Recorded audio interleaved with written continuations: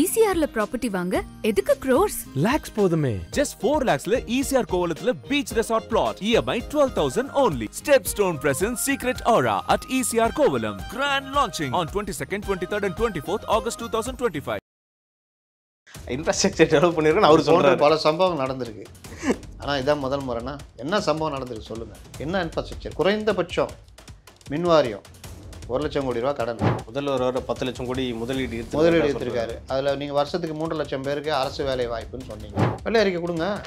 இல்லை 10 லட்சம் கோடி இந்தந்த இடத்துல இப்படி வந்திருக்கு, இத்தனை லட்சம் பேர் இந்தந்த கம்பெனி இவ்வளோ இது. நீ இப்போ 3200 கோடி சொல்கிறீங்கல்ல, இந்த 3 கம்பெனியுமே பார்த்தா ஏற்கனவே இங்கே இருக்கிற கம்பெனி. இப்போ 90% வாக்குகளை நிறைவேற்றி விட்டோம், 100% நிறைவேற்றி விட்டோம், 99% நிறைவேற்றி விட்டோம், இன்னும் 1% தான் பாக்கி. இந்த மாதிரி முதல்வர் டிஆர் பாலு பலரும் பேசினாங்களா, அதெல்லாம் என்னது? இது ஏன் சொல்கிறாங்கன்னா தேர்தல் நெருங்கிடுச்சு, சுத்து போட்டு அடிக்கிறாங்க.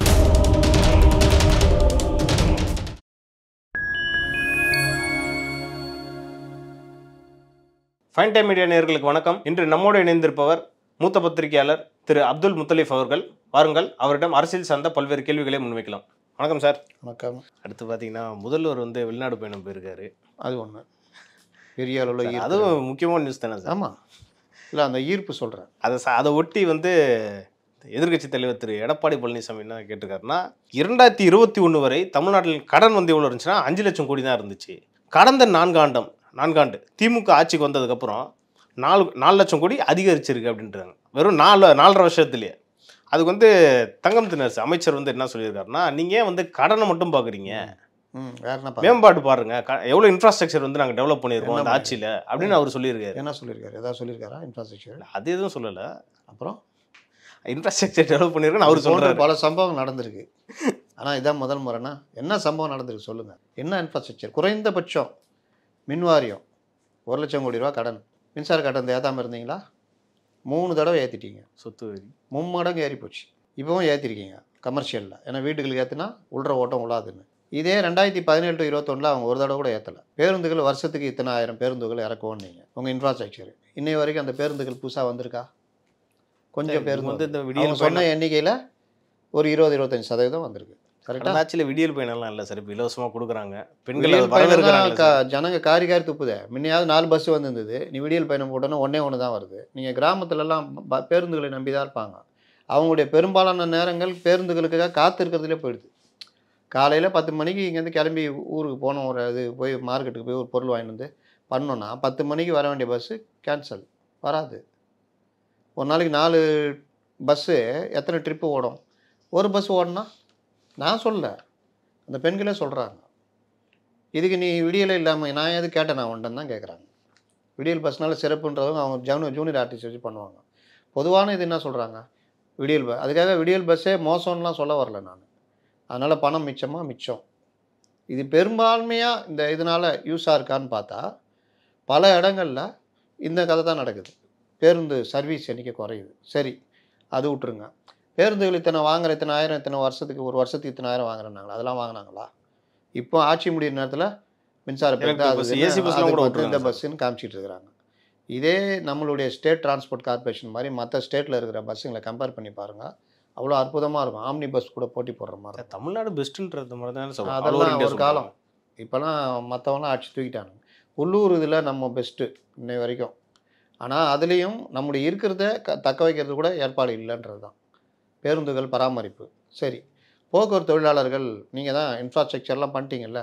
போக்குவரத்து தொழிலாளர்கள் போன ஆட்சியிலையும் கிட்டத்தட்ட 600-700 கோடி ரூபா ஓய்வு பெற்றவர்களுக்கு பண பலன் வரலன்னு சொல்லிட்டு பெரிய போராட்டம் நடத்துனாங்க. நீங்கள் போய் சொன்னீங்க 100 நாளில் நாங்கள் ஆட்சி வந்துடும் எல்லாம் சரி பண்ணுவோம்.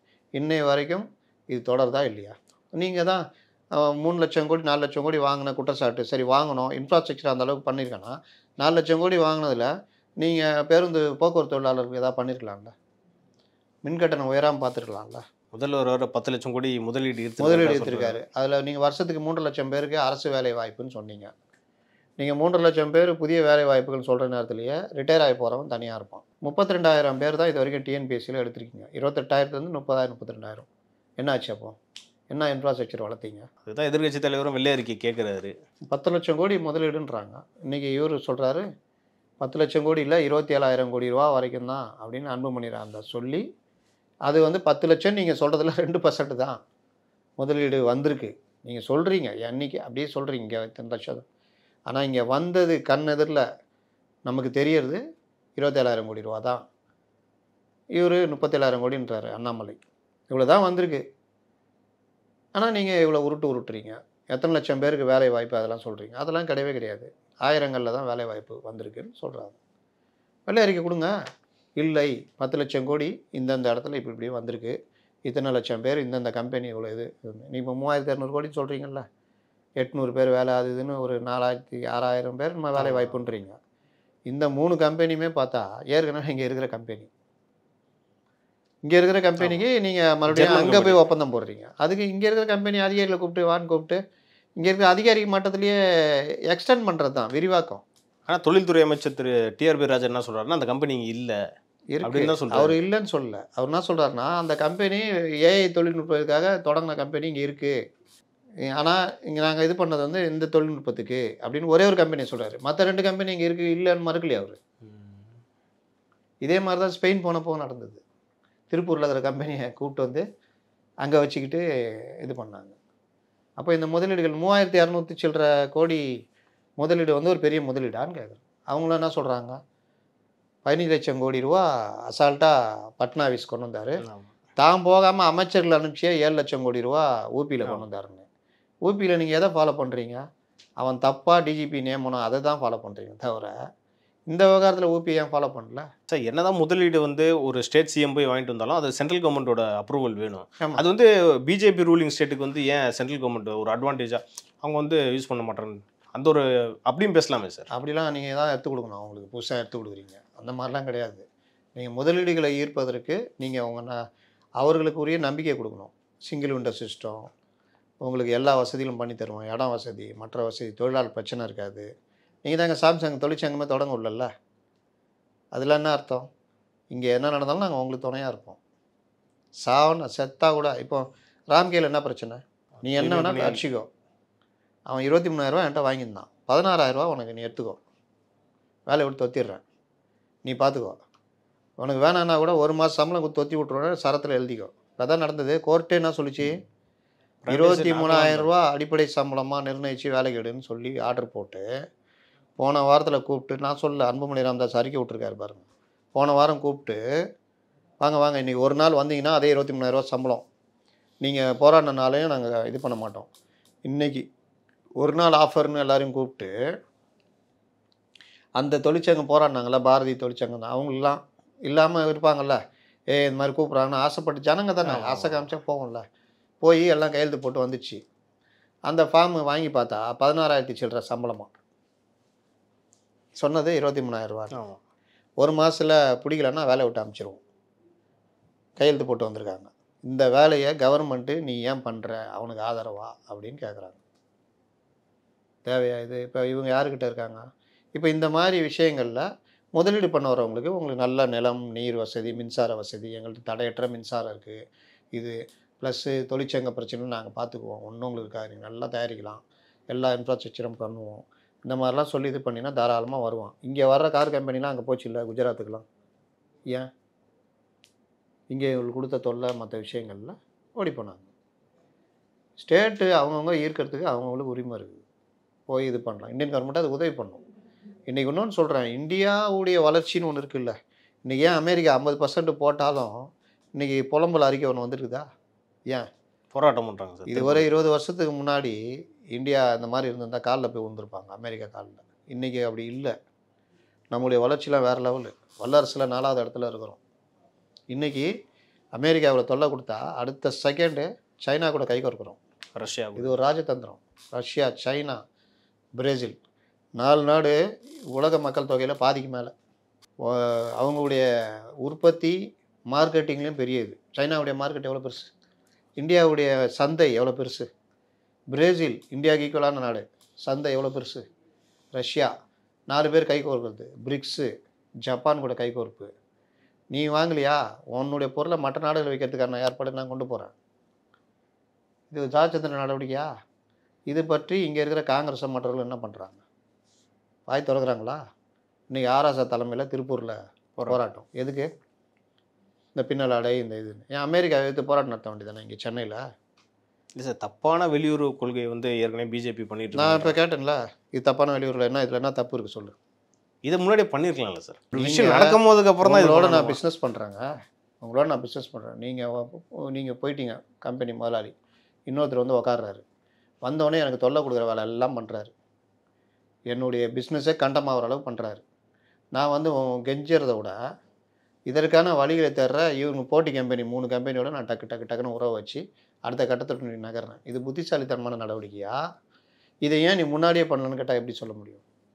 அமெரிக்காவோட வர்த்தகம் மற்ற நல்லா போய்கிட்டு இருக்குது, ரஷ்யாவோட போய்கிட்டு இருக்குது, சைனா கூட பிரச்சனை இருக்குது, பிரிக்ஸ் நாடுகள் நம்ம ஆரம்பித்து ஓரளவுக்கு ஃபார்ம் ஆகிட்டு போகுது, பிரேசில் கூட லைட்டாக உறவு மலர்ந்துக்கிட்டு இருக்குது. இப்படி கட்டத்தில் ட்ரம்ப் வந்து உட்காந்து இல்லாத தொல்லை கொடுக்குறாப்புல. தொல்லை கொடுக்குற நேரத்தில் ரஷ்யா கூட எண்ணெய் வாங்கக்கூடாதுன்றாங்க.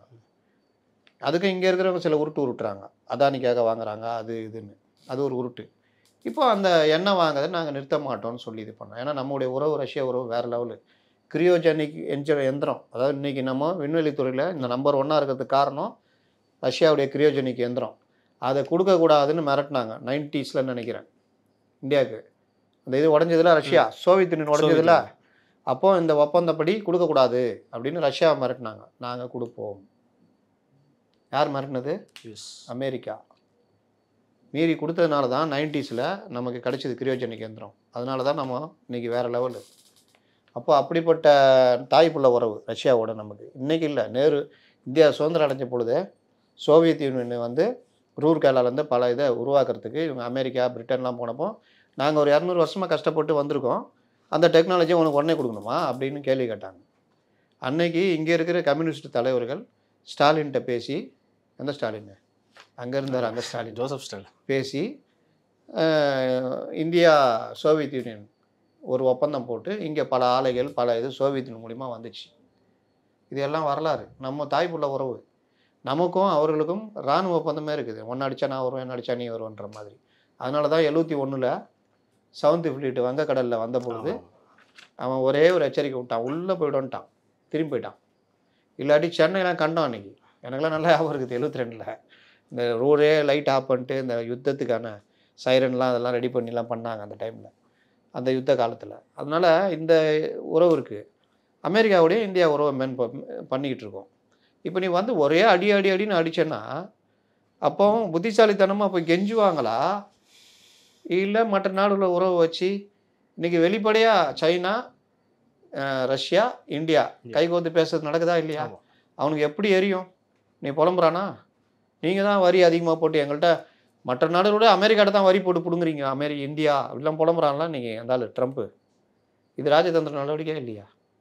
குறைந்தபட்சம் பாராட்டணும்ல. பகல்மா தாக்குதல் நடக்குது, பார்லிமெண்ட்டில் பேசுகிறீங்க, என்ன பேசுகிறீங்க? நீங்கள் தாக்குனவங்களாம் பாகிஸ்தானர்கள் நீங்கள் எப்படி சொல்கிறீங்க? இங்கே வந்து தாக்குனவர்கள் பாகிஸ்தானியர்கள் எப்படி சொல்கிறீங்கன்னு கேட்குறாரு சிதம்பரம். இது எவ்வளோ அபத்தமான கேள்வி. இது இந்தியாவுடைய வெளியுறவு கொள்கையில் எவ்வளோ பிரச்சனையை உண்டு பண்ண தெரியுமா? பாகிஸ்தானு இதை நாளைக்கு ஐநாவில் நீங்கள் கிரே லிஸ்ட்டில் பாகிஸ்தானை கொண்டு வரணும், இவர்கள் தீவிரவாதிகளை ரெடி பண்ணி உள்ளே அனுப்புகிறாங்க, பகல்மால தாக்குதல் நடத்துகிறாங்க, அதற்காக தான் நாங்கள் போய் அவர்களுடைய தீவிரவாத முகாம்களை அழித்தோம், பாகிஸ்தானோட போர் செய்தோன்னு இந்தியா சொல்லும் பொழுது, ஏங்க இவர்களாகவே செட் பண்ணிக்கிட்டாங்கங்க. அங்கே இருக்கிற காஷ்மீரிகள் அங்கே இருக்கிற பிரச்சனை உள்நாட்டு பிரச்சனையில் அங்கே இருக்கிற மக்களை சுட்டதை பாகிஸ்தான் தீவிரவாதிகளை ரெடி பண்ணி அனுப்புதுன்னு இவர்களே கதை கட்டி விட்டாங்க. அதுக்கு ஆதாரம் வேணும்னா அவங்க காங்கிரஸ் எம்பி சிதம்பரம் பேசியிருக்காரு பாருங்க அவங்க பார்லிமெண்ட்டில், இவர்கள் பாகிஸ்தானியர்களான்னு கேட்டிருக்காரு பாருங்க. அப்புறம் ஏன் சார் இந்தியா வந்து பாகிஸ்தான் அட்டாக் பண்ணணும்? இந்த மாதிரி கேட்கறதுக்கெல்லாம் வழிவகுக்கும். புரியுதா? நீங்கள் முதல்ல என்ன பண்ணணும்னா, பகல்மா தாக்குதலுக்கு நாங்கள் இந்தியா பக்கம் நிற்கிறோம், இராணுவ நடவடிக்கைகள் இதெல்லாம் வந்து நாங்கள் இந்தியாவுக்கு நான் இது பண்ணுறோம். அதே நேரத்தில் எங்களுக்கு இருக்கிற சந்தேகம், எவ்வளோ இராணுவ விமானங்கள் நம்மளது போச்சு, ஏன் இந்த நிலைமை இப்படி ஆச்சு, இந்த கேள்வியெலாம் நாங்கள் வைக்கிறோன்னு கேட்கணும். நீங்கள் முதல்ல இந்தியாங்க, அதுக்கப்புறம் தான் மோடி பிஜேபி இதெல்லாம். அப்போ நீங்கள் இந்த விஷயத்துலலாம் இந்த மாதிரிலாம் கேள்வி கேட்டிங்கன்னா அவன் எடுத்துக்குவானா இல்லையா? ஐநா மன்றத்தில் எதுனா வைப்பான். அவன் எப்படி அவன் உள்ளே வந்தானா? உள்ளே வந்தான் 120 கிலோமீட்டர் தாண்டி எப்படி வந்தான்? 120 கிலோமீட்டர் தாண்டி வந்தானா எல்லையோர கிராமங்களில் அவன் ஏற்கனவே வந்து குடியேறிட்டான். ஆப்ரேஷன் குருதேவா, மகாதேவ் அதில் ஒரு 3 பேர் அடித்தாங்களா, அதில் முக்கியமான ஒருத்தன் போனான்ல. நீங்கள் அசாத் மசூர் வந்து 2001 அந்த இதில் இருந்து பெரிய தாக்குதல்லாம் காரணமானான். அவன் வந்து இந்த கந்தகாரில் தான் அவனை ஜெயிலேருந்து நம்ம அனுப்புகிறோம்.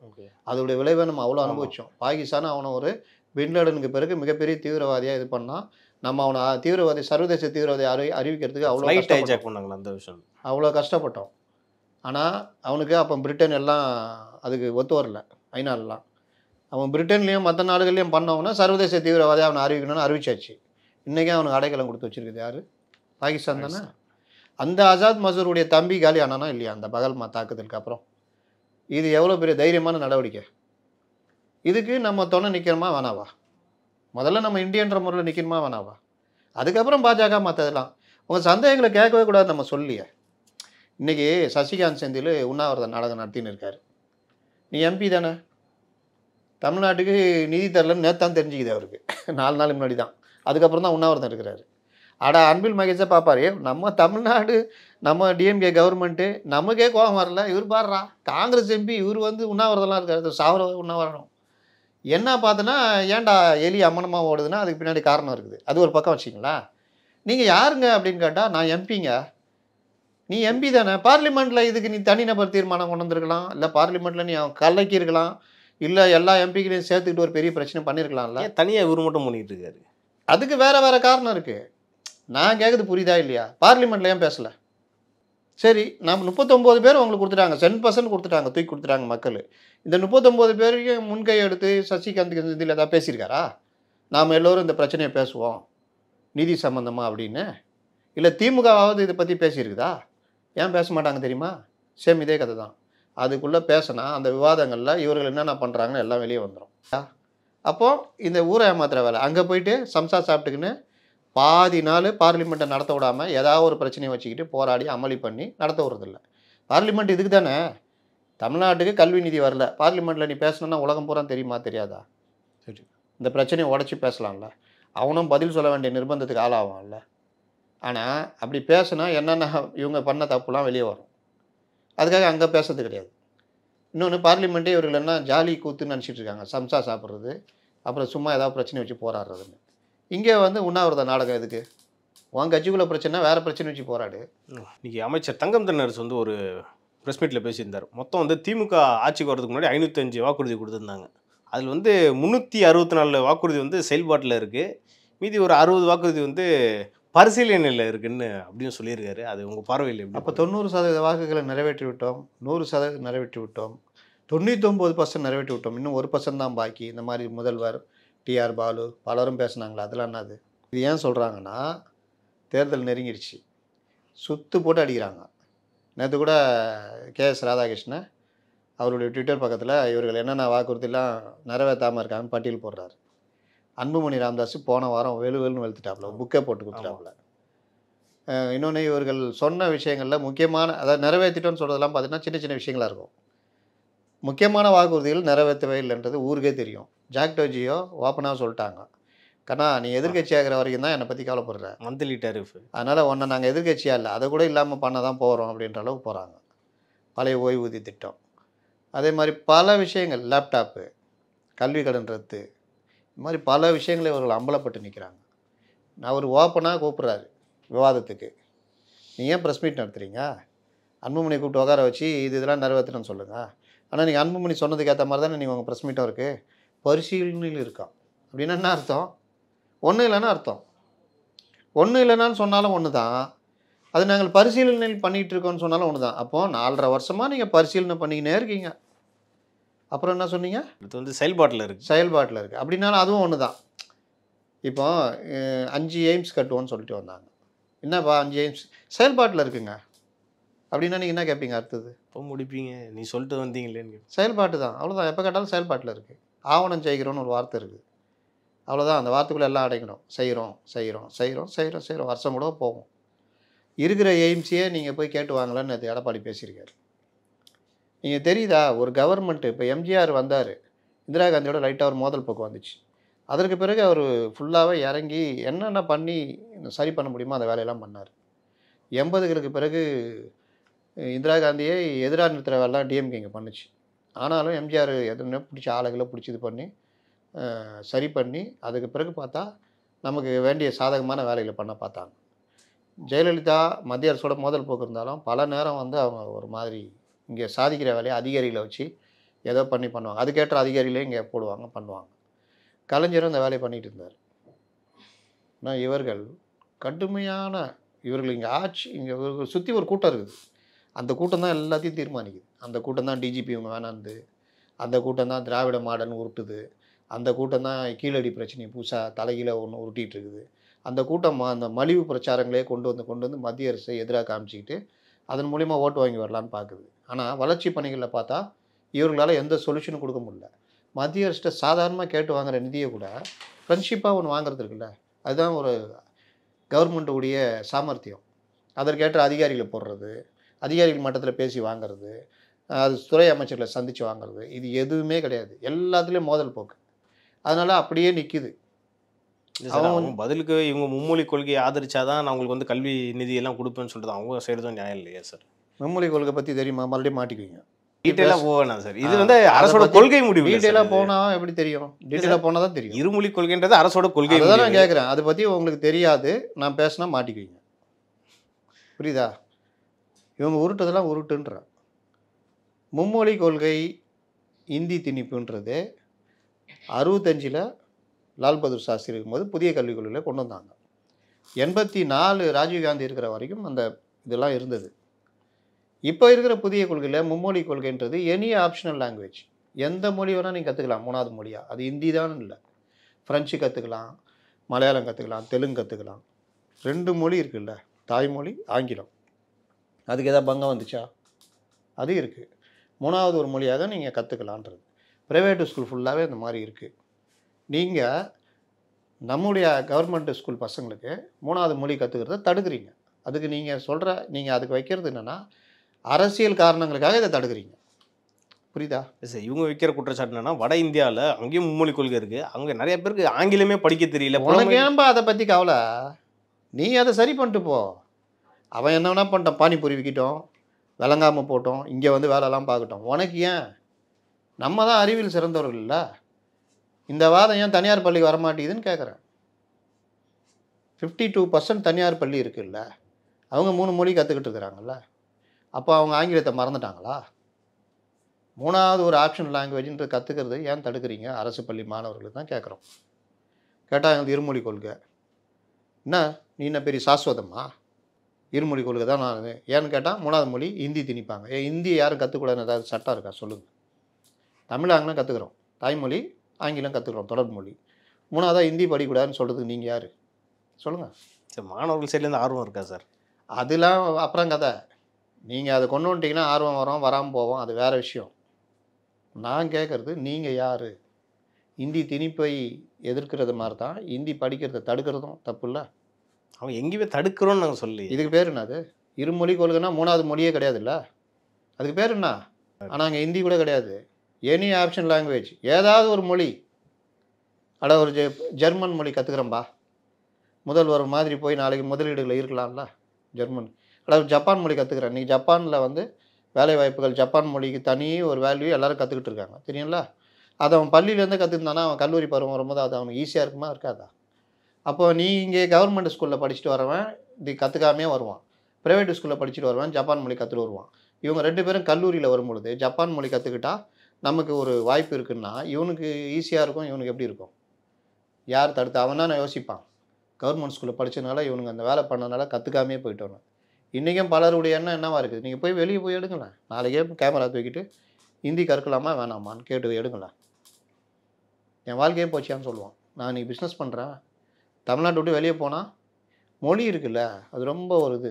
ரிச் ஷீட்டு போங்க, தமிழில் கேட்டு பொருள் வாங்குங்க, ஹிந்தியில் கேட்டு பாருங்களேன், உங்களோட அப்படி ஐக்கியமாயிடுவாங்க.